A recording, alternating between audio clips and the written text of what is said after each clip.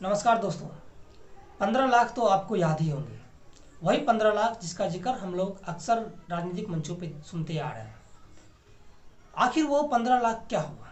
आखिर जो पानी पी पी के हमारे जो भारतीय जनता पार्टी के जो नेता लोग थे वो पानी पी पी कर मंचों पे कहा करते थे कि भारत का ब्लैक मनी जो विदेशों में है उसको हम लाएंगे।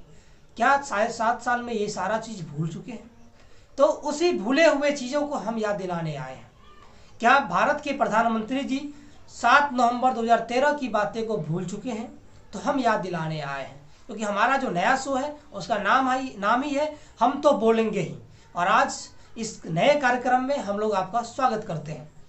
जी हाँ दोस्तों, आज जो हम 15 लाख की बात इसलिए कर रहे हैं क्योंकि आज अभी जो मीडिया रिपोर्ट्स के अनुसार जो नई जो रिपोर्ट्स आई है उस रिपोर्ट्स के माने तो अभी 13 वर्षों में सबसे ज़्यादा पैसा जो है भारत का वो स्विस बैंकों में है। यानी आज से पिछले 13 वर्षों अंतराल में जो भी पैसे पहले थे उसके अनुरूप आज जो भारत का स्विस बैंक में जो पैसा है वो बहुत अधिक है। लेकिन आज इस बात को देखने और सुनने वाले कोई नहीं, आज इस बात को उठाने वाला कोई नहीं। क्यों होगा? क्योंकि जिस बात को लेकर सरकार बन चुकी है उस बात को क्यों खोजेगा? तो आज हम उसी बात को लेकर आए हैं। तो आप सभी को पता है कि आज जो हमारा देश है वो आर्थिक तंगी से जूझ रहा है।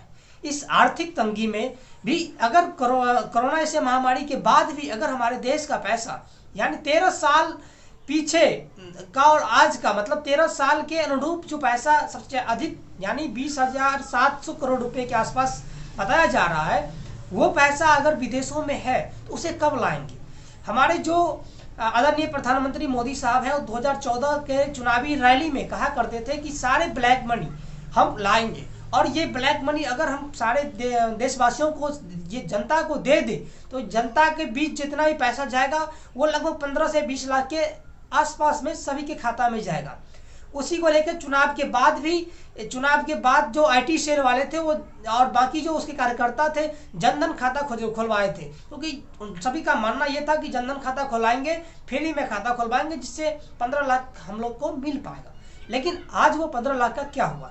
सवाल तो बनता है दोस्तों। जब हमारे देश के प्रधानमंत्री आदरणीय मनमोहन सिंह हुआ करते थे उस समय हमारे देश के जो विज्ञापन बाबा है, आज जिनको हर टीवी चैनल पे आप देख सकते हैं, बाबा रामदेव। हालांकि अब वो विज्ञापन बाबा छोड़ के अब लाला रामदेव या यूं कहे तो बिजनेसमैन बाबा रामदेव बन चुके हैं। उन्होंने एक रैली किया करते थे, जो रामलीला मैदान में रैली होता था उसका नाम नहीं पूरा मतलब परफॉर्मा ही था उस रैली का, काला धन लाओ देश बचाओ, कई तरह के नारा दिया जाता था। आखिर वो नारा क्या हुआ? आखिर वो लोग जो काला धन के खिलाफ आते थे, जो भ्रष्टाचार के खिलाफ जाते थे, वो कहाँ गया? आज जो 13 साल के बीच का जो पैसा सबसे अधिक पैसा 13 साल में सबसे ज्यादा पैसा अगर स्विस बैंक में गया है तो वो अभी 7.5 साल से किसका सरकार है इस देश में? कि आखिर क्यों नहीं इस पैसे को हमारे आदरणीय प्रधानमंत्री जी ले आते हैं?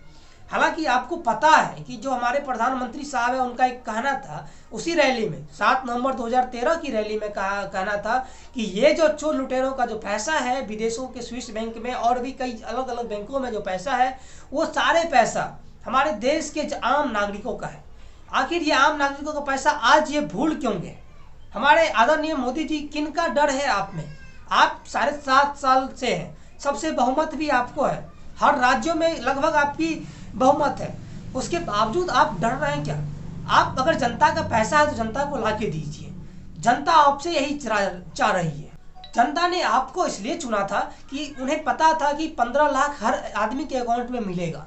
लेकिन अगर 15 लाख नहीं मिलता है तो ये जो 20,700 करोड़ रुपए कहीं और है, इस पैसे को तो आप इस देश के विकास में लगा सकते हैं। जनता को अगर नहीं भी आप दीजिएगा तो भी जनता संतोष किया हुआ है, 7.5 साल से जनता संतोष कर लेगी। लेकिन मोदी जी से आग्रह है और जो हमारे देश के गद्दी पे बैठे हुए जो लोग हैं उन सभी से आग्रह है कि हमारे बातों को उनके नज़रों पे दीजिए और कृपया करके जितने भी विदेश में काला धन रखा हुआ है उस काले धन को लाइए और इस देश के विकास के लिए दीजिए, विकास में योगदान दीजिए, विकास देश हित में जो इस सारे पैसे को लाइए और इस देश हित में लगाइए।